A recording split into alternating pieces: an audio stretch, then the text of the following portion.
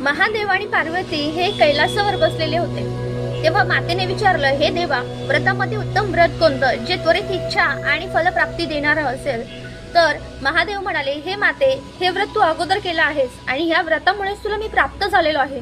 ज्या कोणत्या सौभाग्यवती महिला हे व्रत करतात त्यामुळे त्यांना अखंड सौभाग्याची आणि कुमारिकांना विवाह म्हणजे योग्य पती मिळेल असा भगवान शिवाने सांगितलं। तेव्हा माते म्हणाली, हे व्रत कोणतं आहे?